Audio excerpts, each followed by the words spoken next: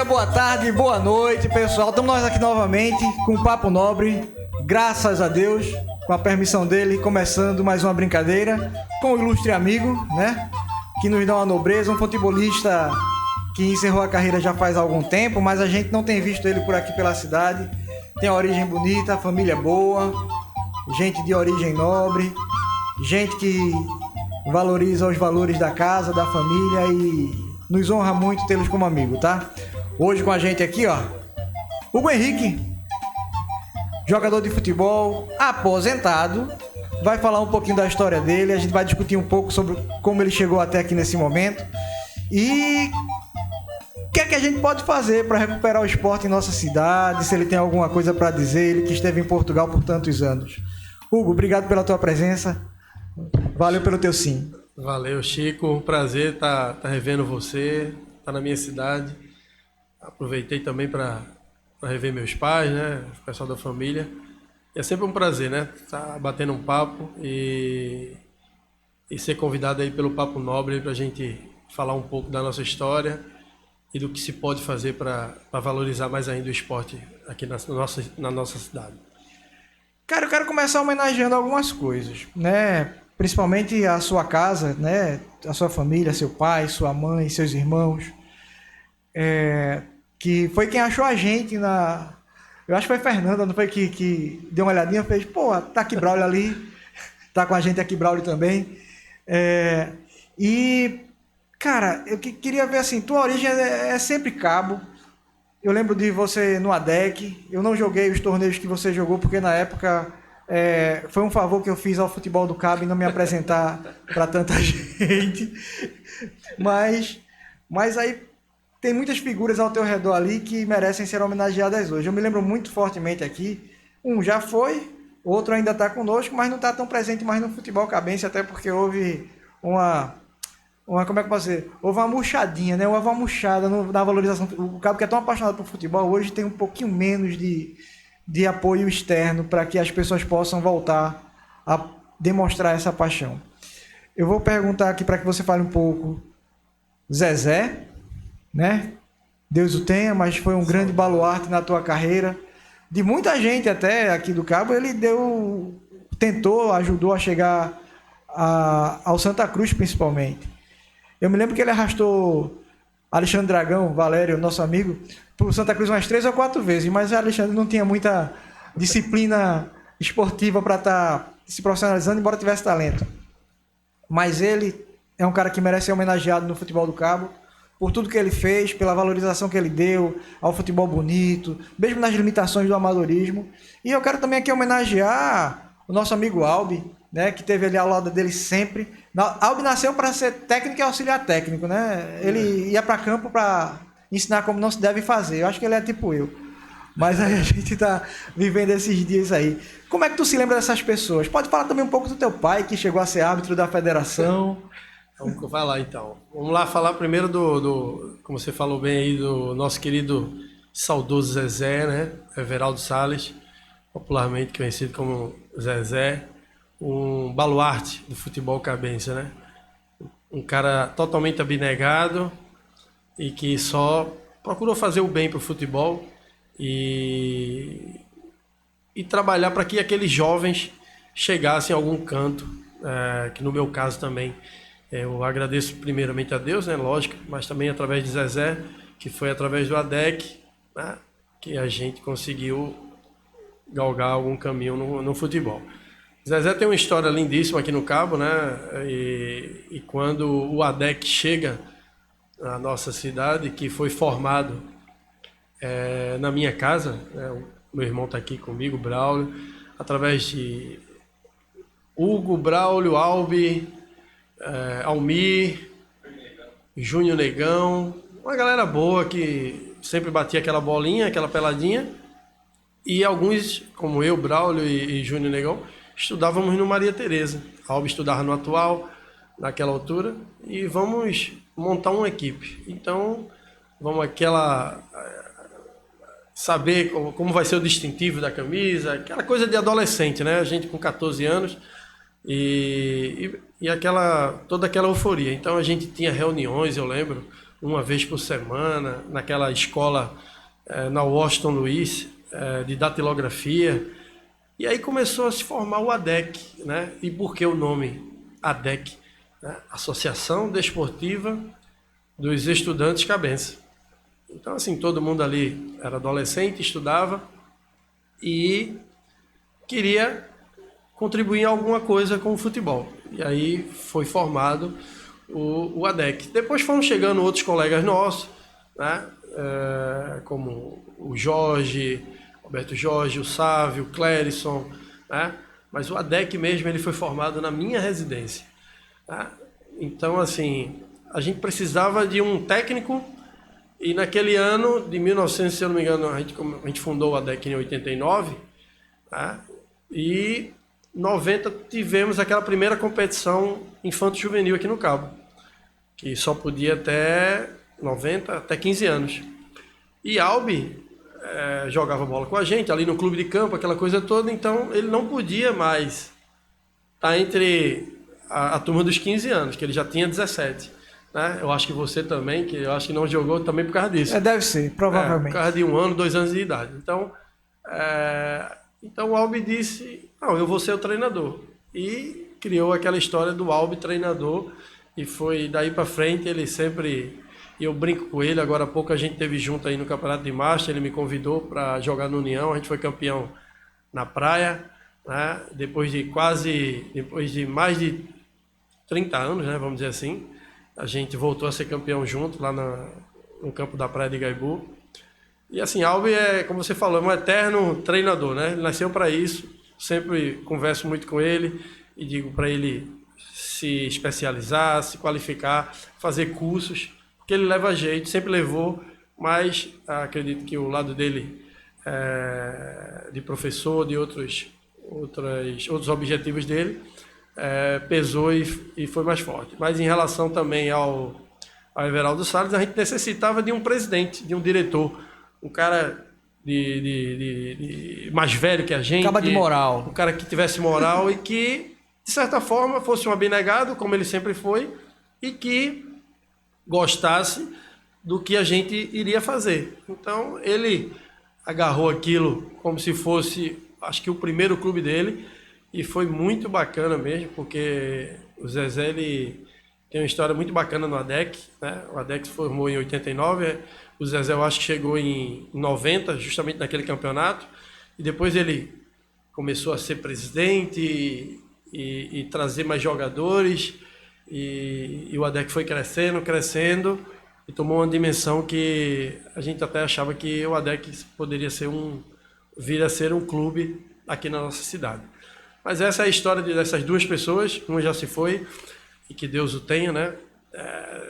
Tem o filho dele aqui, o Pablo Salles, é um querido amigo nosso, e ficou aqui para contar a história. O Everaldo, popularmente conhecido como Zezé, tem um carinho enorme, sempre falo dele em qualquer programa, todo o meu início, toda a minha gratidão, né? Pela pessoa que ele foi. E Albi, graças a Deus, está aqui entre nós, e a gente está aqui ainda curtindo e vivenciando muita coisa boa no futebol. Tem Em que ano o Zezé te levou lá no Santa Cruz? Então, a situação do Santa Cruz, muita gente não sabe bem da história. E eu vou agora aqui nesse podcast, eu vou falar que fica bacana aqui para... o Zezé, através do conhecimento dele, ele tinha muito conhecimento, ele, através do professor Rinaldo, né?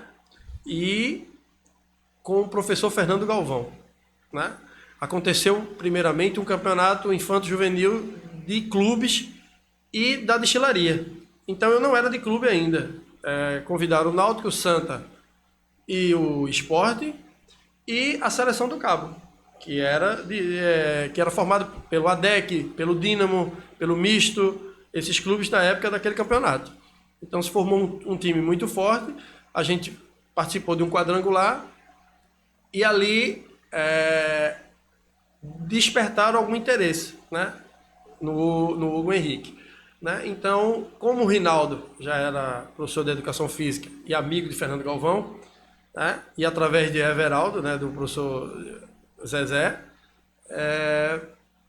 foi feito um convite para que tivesse um jogo, depois desse campeonato, entre a DEC e o Santa Cruz. Então, eu lembro que o jogo foi na Ródia, né? O Santa Cruz veio para fazer esse amistoso com o ADEC.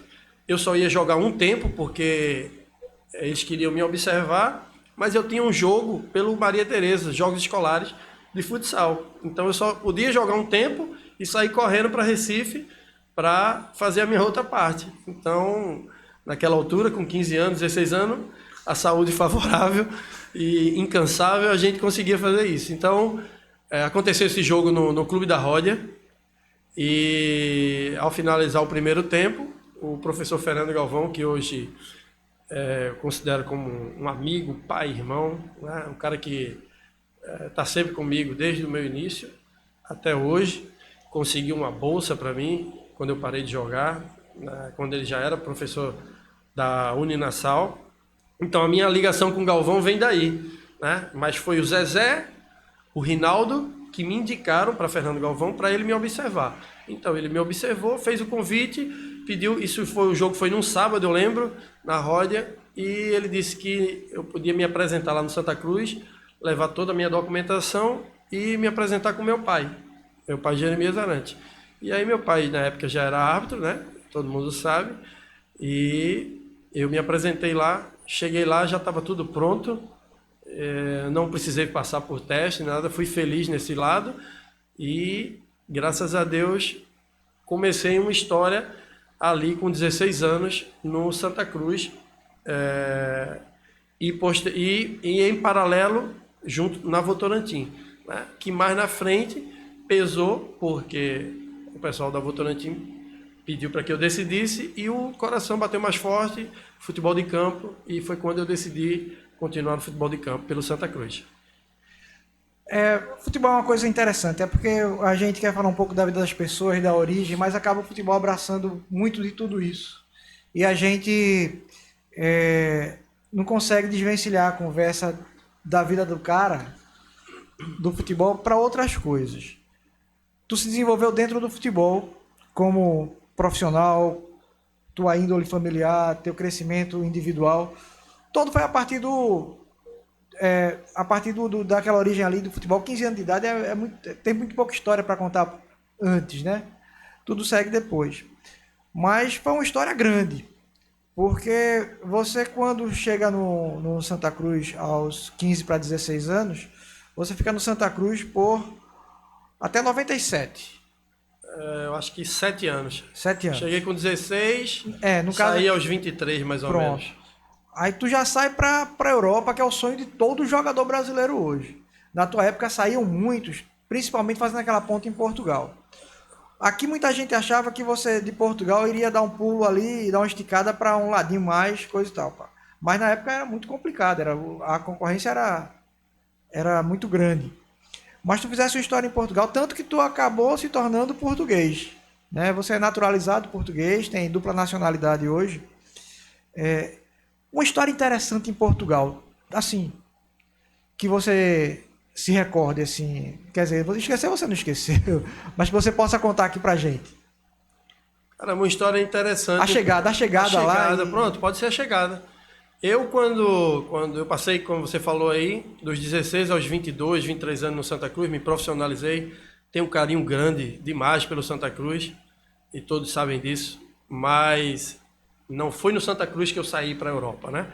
Então, o Santa, na altura, estava com algumas dívidas, como está até hoje, infelizmente, mas o Hugo teve que fazer acordo na justiça e eu tive que buscar um lugar ao sol. Então, alguns empresários na altura, como Roberto Acieri, que já se foi também, que é um sergipano, meu amigo e irmão também, que já se foi, e Nivaldo, né? Nivaldo Careca, que é meu amigo também, daqui de Recife.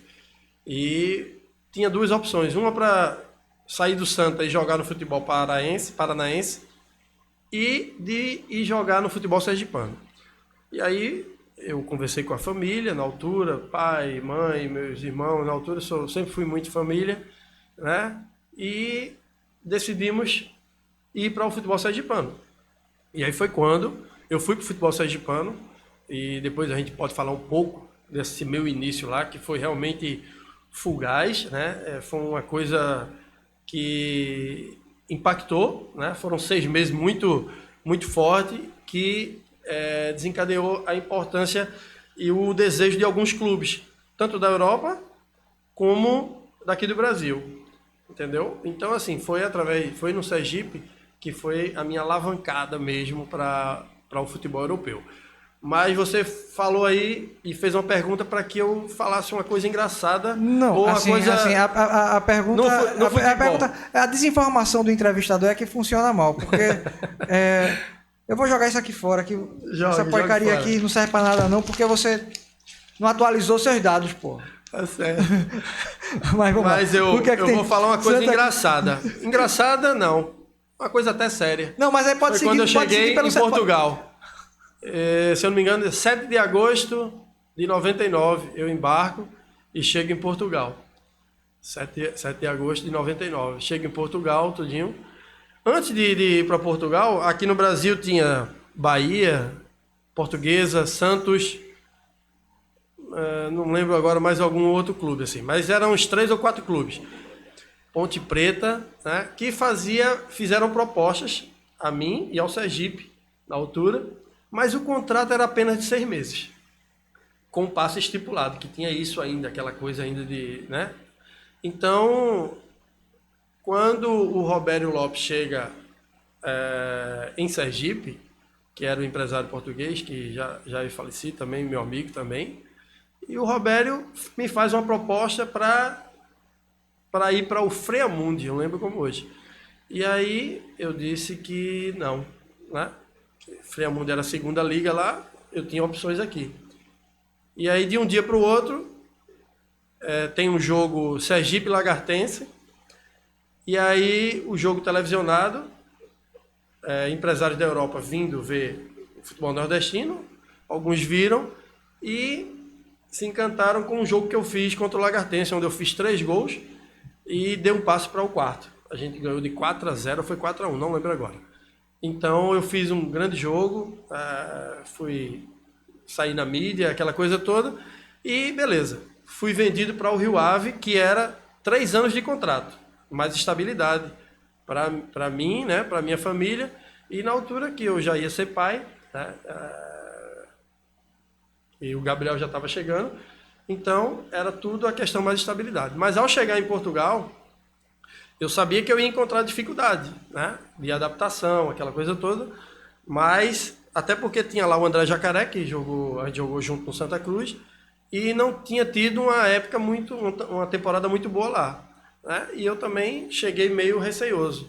E aí o pessoal do Rio Ave, com 1 semana de treino lá, queria desfazer o negócio. Eita. E aí foi quando, muita gente não sabe disso, e já estava próximo da estreia do campeonato. A Sport TV estava chegando em Portugal, estava entrando ainda no mercado, a Sport TV, no futebol português, e a estreia do Rio Ave era exatamente contra nada mais nada menos que o Benfica. Então, a estreia do campeonato. E aí, faltando 1 semana, o meu empresário foi comigo, né, que foi o Roberto Acieri, e ele disse, não, se quiserem desfazer o negócio, não tem problema, a gente desfaz, a gente devolve tudo e ele segue porque o Santos quer ele e tal. E aí o Rio Ave disse, não, a gente vai aguardar, vamos ver se ele vai ver se ele evolui e se ele vai se adaptar. Chico, foi impressionante. Primeiro jogo, eu cravo, né? Então, contra o Benfica, onde fica por mais de 2, 3 anos a vinheta da Sport TV com o meu gol lá no país, né? Mostrando o meu gol. Era a estreia da Sport TV, eu faço o gol. Ou seja, eu saio do anonimato, de desacreditado na minha chegada, é normal até, porque é um jogador que eu saí do Sergipe para ir para a primeira divisão em Portugal. Eu entendo até os dirigentes na altura. E a partir daí foi só alegria, né? Foi só alegria, onde no jogo seguinte eu já faço um hat-trick e aí eu saio, como diz o Mato, descambulhando tudo lá. Desencanta. E aí eu desencanto e começo... Tu e Jardel disputando... Isso, aí é quando começam a fazer as comparações, mas o Jardel jogava no Porto, né, diferente, é um time que jogava sempre, tem uma cultura de... o Rio Ave jogava para se manter de divisão, então a gente não podia comparar, e Jardel é Jardel, né, artilheiro por 2, 3, 4 vezes da Europa, então é um goleador que merece nosso respeito, assim como eu também, que as equipes onde eu passei, equipes pequenas e médias, onde eu também pude dar sua contribuição, dar a minha né? Contribuição. Tu passou por alguns clubes, né? A gente tem uma história aqui eu não vou, essa lista tá me deixando chateado. Lista 1, aí. 2, 3, 4, 5, 6, 7, 8, 9, 10, 11, 12, 13 clubes. Tem uma série aí, tem Brasil, né? Tem o Belenense, tem o Rio Ave, o Vitória de Portugal, o Belenense, o Santa Clara. Esse aqui tá certo isso? É isso Tá mesmo? certo. São os 4 clubes que eu joguei em Portugal. Passou quantos anos em Portugal? 8 anos. 8 anos. 8 anos. Doido para ser convocado para a seleção de Portugal. Tem um fato também curioso também que eu posso também falar aqui. Oxe, não, fica à vontade, debulhe o milho. No Brasil foram alguns clubes, aqui em Pernambuco. Iniciei no Santa Cruz, como todo mundo sabe, e praticamente finalizei minha carreira no Salgueiro, que não foi uma passagem tão boa, e eu reconheço isso. Estava em final de carreira e foram os 2 clubes de Pernambuco. No futebol alagoano, joguei em Coruripe, já em final de carreira também, e no CRB, na Série B. No futebol sergipano, Confiança, Sergipe, onde eu tenho uma história lindíssima lá, né, no Sergipe. E também, muita gente não sabe, teve um ano que eu já tinha feito 3 transferências e não podia mais jogar nem Série A, nem Série B, nem D. E aí eu joguei no River Plate de Sergipe, que é o time da calcinha preta, aquela coisa toda, patrocínio da cidade de Carmópolis, que é a cidade do petróleo, aquela coisa toda.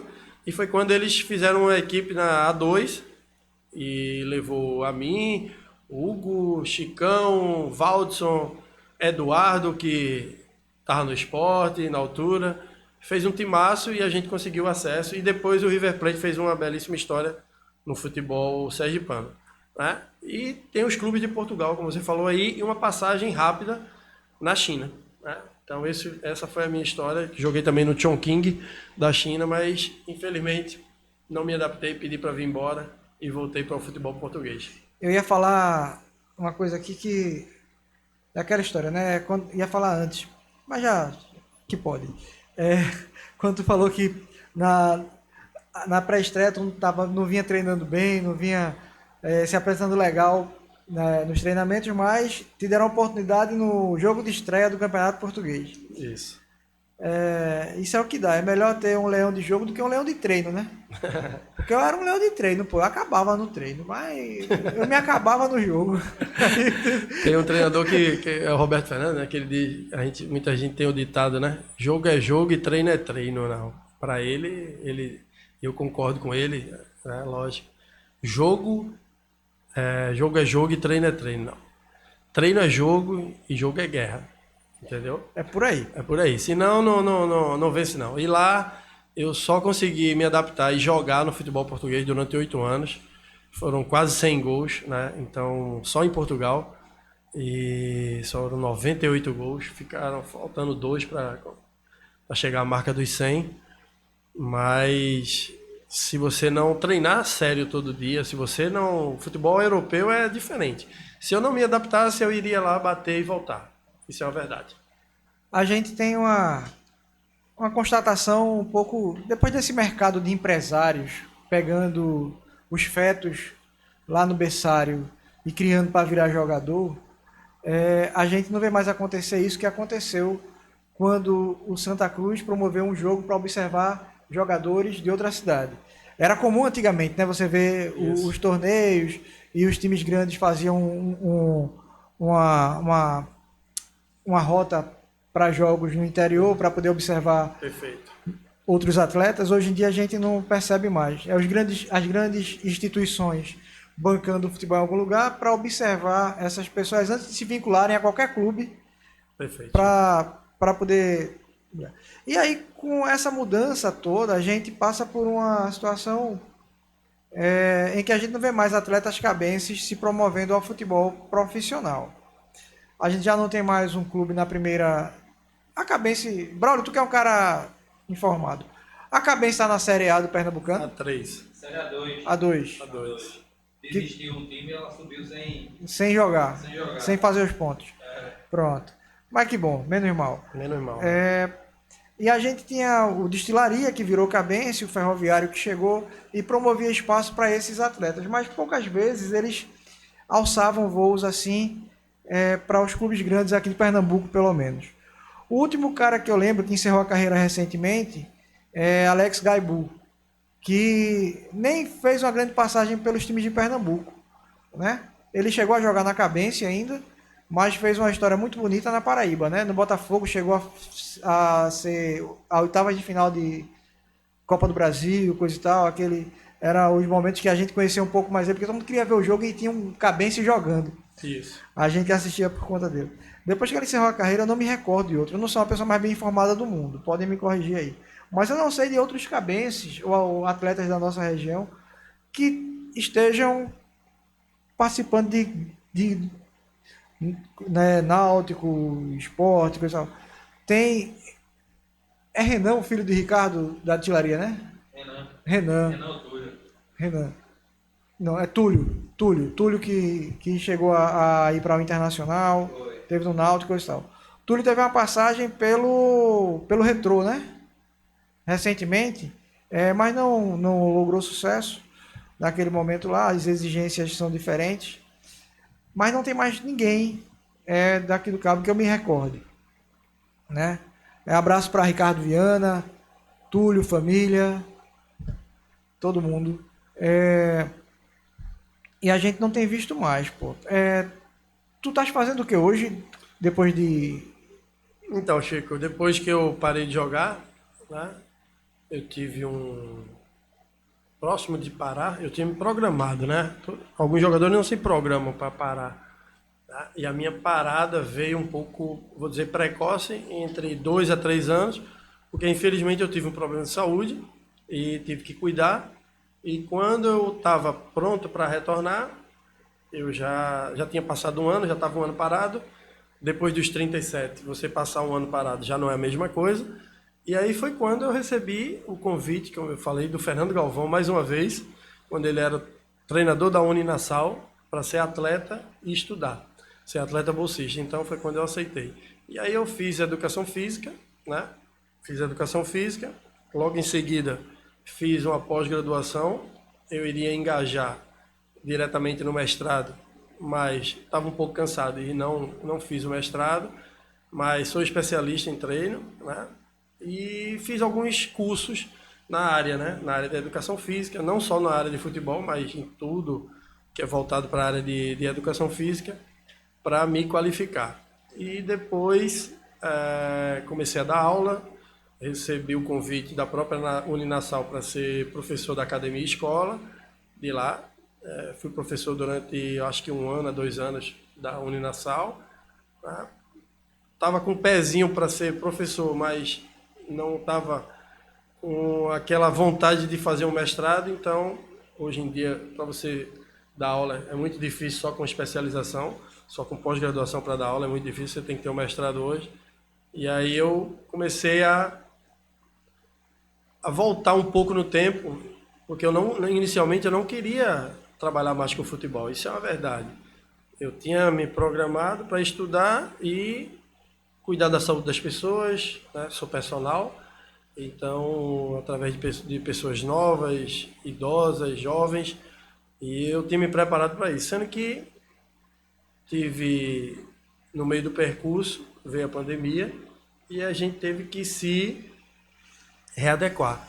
E aí foi quando algumas academias fecharam, eu tive alguns problemas, né, em relação a alunos, em relação ao emprego, e fui fazer um curso de tecnologia, uma coisa que eu nunca imaginei que eu iria fazer, e que fui esperar a chuva passar, né, por causa da pandemia, e hoje eu estou, né, sou um técnico em telecomunicações, mas com muita humildade, porque eu trabalho com pessoas que têm 30 anos de experiência, então os meus colegas até brincam e tudo, mas assim, é um prazer onde eu tô trabalhando, e agrego também a função de personal, né?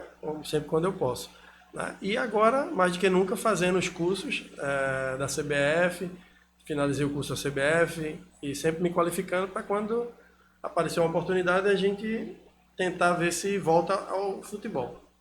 Esse teu olhar externo, assim, para nossa cidade, porque apesar de você ser um cabense, né, tu não estás morando mais aqui no Cabo, Não.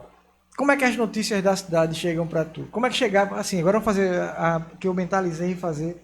Quando tu estava em Portugal, como chegava a imagem da tua cidade para ti?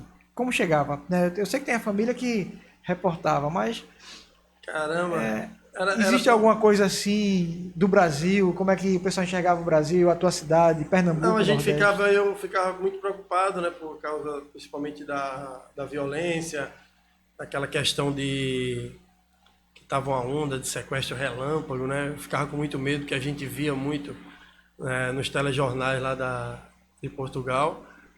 Mas assim, eu sempre procurava me manter atualizado através das ligações.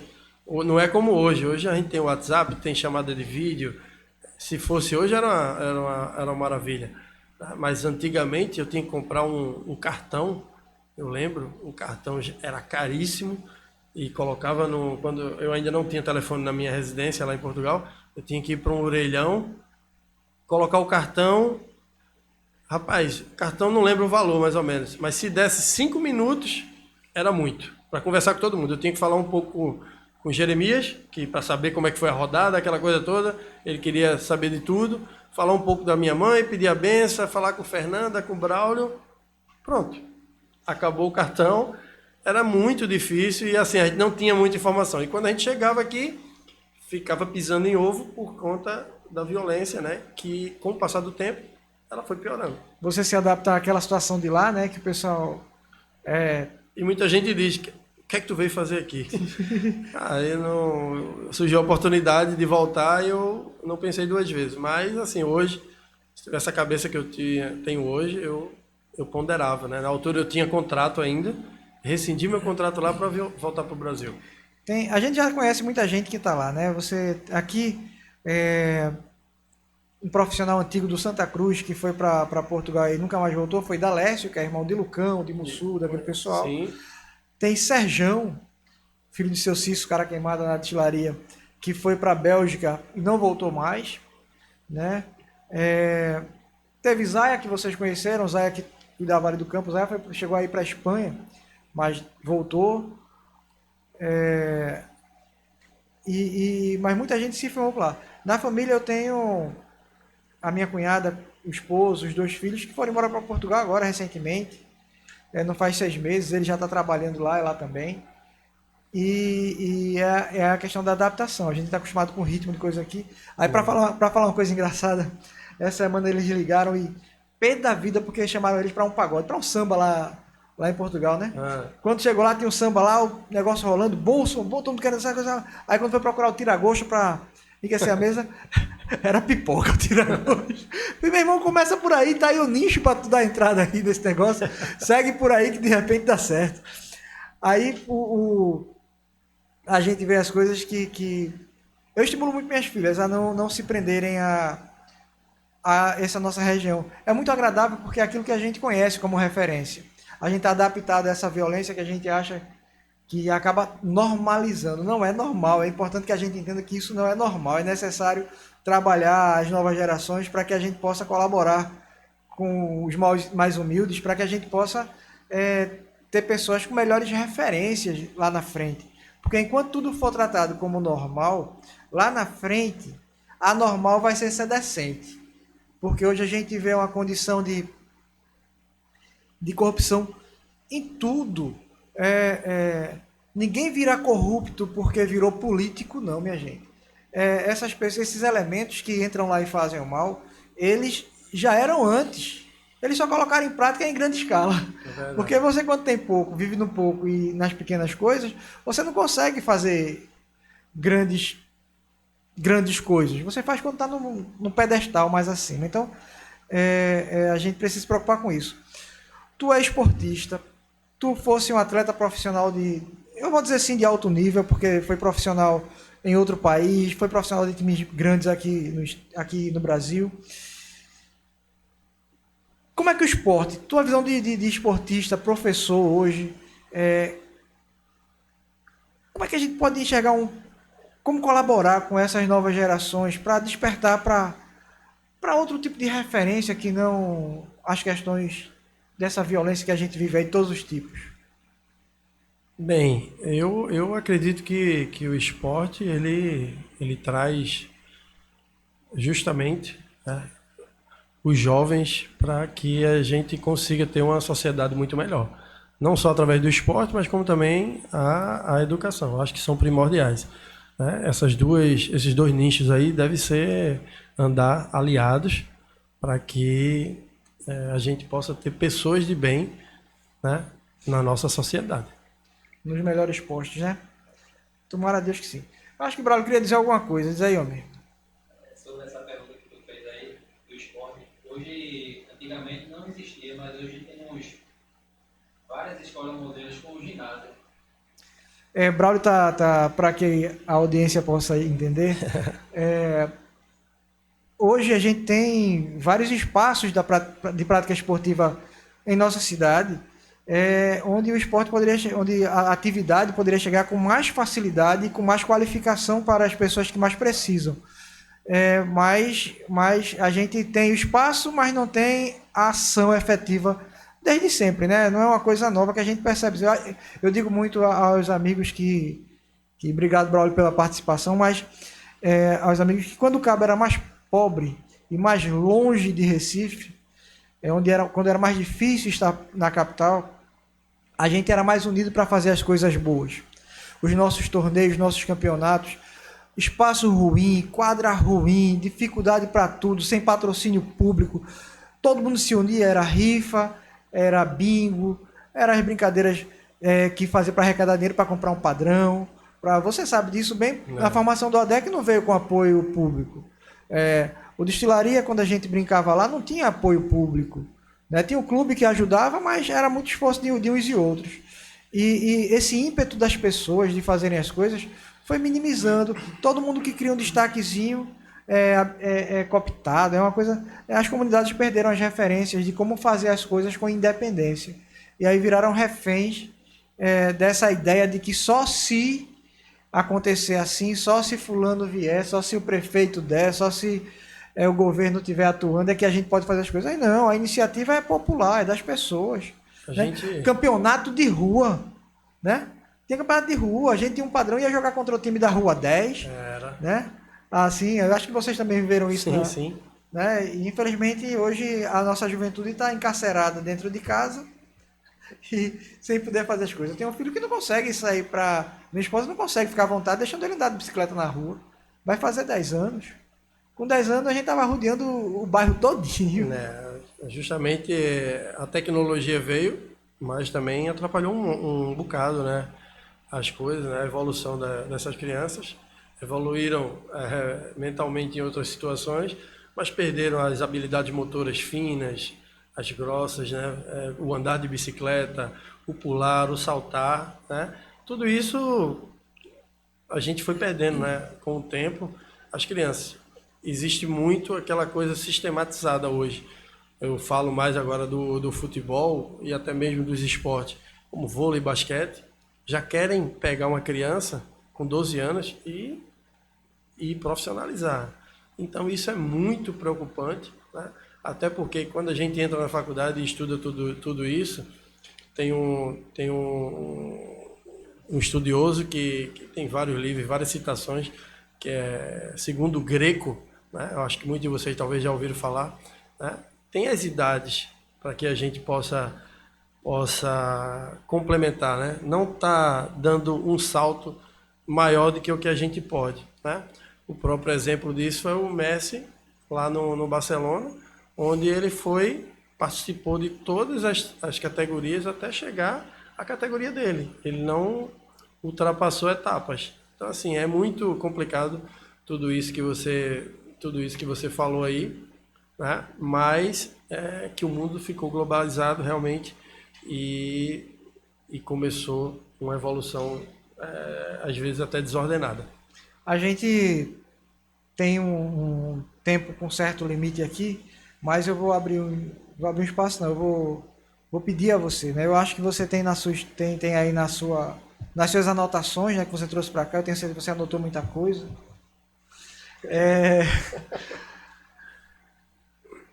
Quem é a tua mãe na tua vida? Quem é? A tua mãe na tua vida. A minha mãe? A tua mãe na tua vida. Como você poderia homenageá-la aqui agora? Dona Josete Castro, ela realmente é a base, né? Para mim, para Braulio que está aqui, para Fernanda. Ela realmente foi uma guerreira, né? Que chegou onde chegou, né? Não conseguiu ser universitária por detalhe, mas naquela altura realmente era muito difícil. Foi funcionária pública aqui na nossa cidade por mais de 30 anos.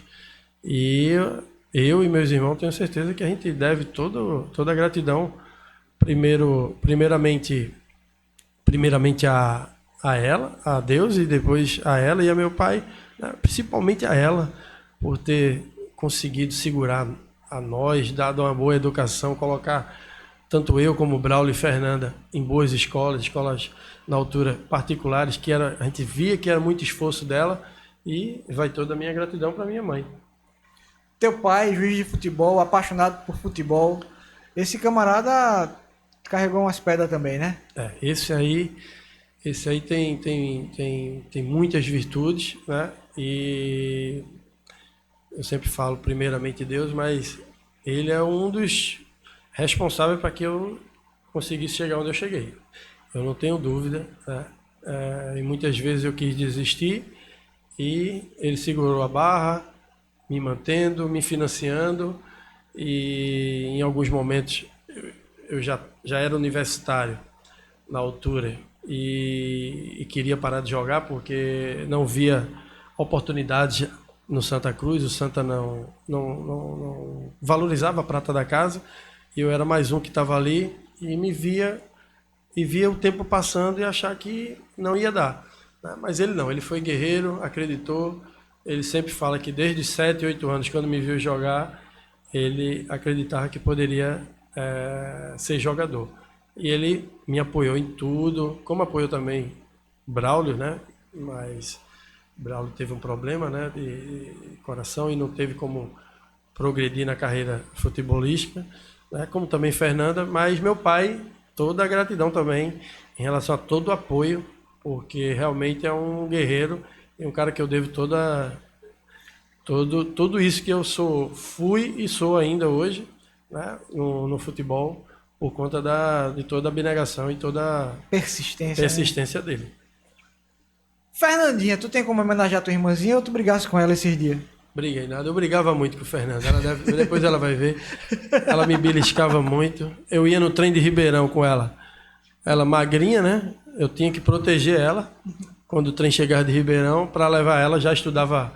Ela teve sorte, a gente foi para Maria Tereza. Eu fui para Maria Tereza, escola boa, escola lá em Boa Viagem, né, particular. Eu entrei no Maria Tereza na 5ª série.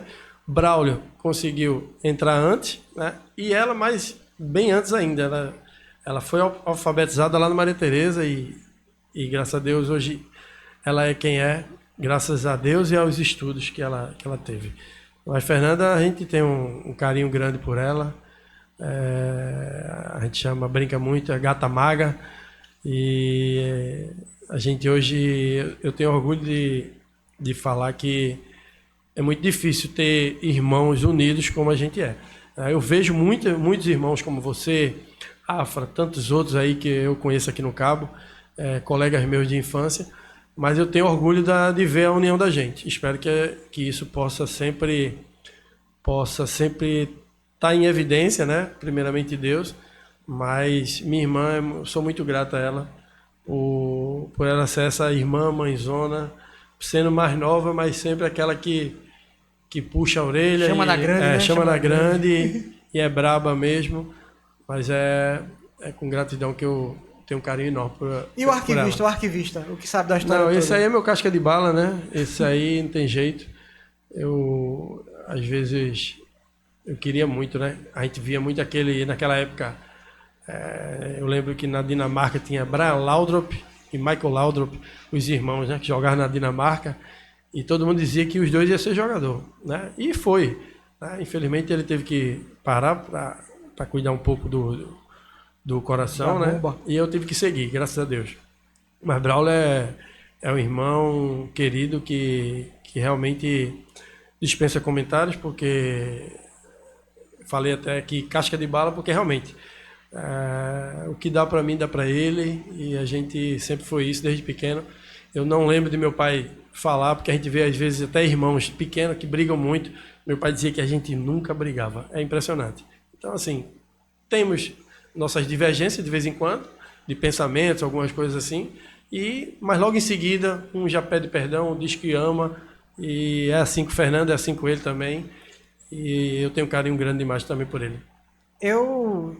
A gente precisa encerrar. Eu quero agradecer a Deus pela oportunidade da gente estar aqui junto hoje, né? A gente, quando está junto, não é somente eu e você, ou eu e ele que a gente está junto, são nossas famílias que estão juntas, né? Porque vocês se lembram disso? Sabe que metade do ADEC dançou a valsa de 15 anos de minha irmã, né? Verdade. Eu dancei. Tu, Braulio, Albi. Eu acho que... Era os menudos do Cabo. Menudos do Cabo. O pessoal tava ali. ADEC. Tava ali. E todo mundo. Eu não sei se Clérisson tava, não. Clérisson é um pouco mais novo, não? Mas a gente sempre esteve junto de alguma forma. Nossos pais estiveram juntos lá atrás, no passado. Verdade. A gente, apesar das distâncias, o respeito e a consideração nunca se perdeu, né? Eu acho que a gente hoje não tem tido muito tempo para desenvolver isso na vida dos nossos filhos, criar referências fora de casa. As referências são sempre as de casa o tempo todo, o que é massa, mas a gente tinha referências fora também, né? Os amigos de nossos pais podia chegar na grande, meu irmão, protegia a gente em qualquer lugar, pô. Quando você chegava, protegia a gente. E eu acho massa a gente ter esse momento de contar essas histórias, porque é um registro que fica. Eu talvez não tenha explorado você da melhor forma, mas contamos aqui algumas histórias que outras pessoas que assistirem está registrado aí para os anais da mídia, né? Bacana. E outras vão poder explorar a partir de algum ponto que a gente tenha discutido aqui. Então, quero agradecer a Fernanda e a Braulio, que tomaram a iniciativa de, opa, tem Hugo, eu digo tem Hugo, aí bora trabalhar. Aí, agradecer a você por ter aceitado esse momento conosco, esse pequeno desafio midiático, meu principalmente, e para todos nós, e abrir o espaço para você encerrar o programa hoje, fazendo seus agradecimentos, você que tem suas filhas, filho, esposa, a mãe e papai já agradeceu, fique à vontade aí, e obrigado a vocês pela paciência, tolerância. Sessão arquivo confidencial já teve, e aí eu vou só finalizar, né? Fique à vontade. Mas bacana demais seu programa, o pessoal me recebeu super bem aqui, você... estarei sempre aberto para retornar se precisar, para a gente conversar mais. É muita história que a gente tem pela frente, né? A gente pode até marcar uma resenha futuramente só das brincadeiras da resenha, do que aconteceu lá no futebol, e aí muita gente vai saber de algumas coisas. Vou botar no livro de Jorge Jesus. Ah, tá. Braulio é isso que eu digo. Ele sabe mais do que eu. É a minha casca de bala mesmo. Acabei de saber aqui que Braulio tá no livro de Jorge Jesus. Fosse pupilo dele? Fui jogador de Jorge Jesus. Aí, ele que me contratou. Aí, podia estar no Flamengo. Agora só no outro podcast. Agora estou finalizando. Mas assim, tenho um carinho grande por você. A nossa adolescência toda, você, Afra, sua mãe, seu pai, enfim, seus primos, né? Jorginho, Catarina, enfim. Dispensa comentários. E grato a você pelo convite. Espero que as pessoas assistam. Foi bacana. Contei um pouco de algumas histórias que ficam no anonimato. Tá? E aproveitar para encerrar, lógico, mandar um beijão para minha esposa, Danúbia, né? Que deve assistir com certeza. Gosta da resenha, gosta de ver esses programas assim que sempre às vezes me convidam. E um beijão para as minhas riquezas, né? Gabriel Henrique e Nicole Camille. Tá? Esses sim realmente são a minha base, né? E eu tenho que ser, aliás, eu que tenho que ser a base deles para que seja exemplo. Então, um beijão para Gabriel e Nicole, para Danúbia, e agradecer mais uma vez a você, a Braulio, a Fernanda, que lembraram para que eu viesse aqui no programa. Velho, obrigadão, Deus abençoe. Obrigado mesmo, obrigado por tudo. Valeu, Chico. Tamo junto. Obrigado, Meron!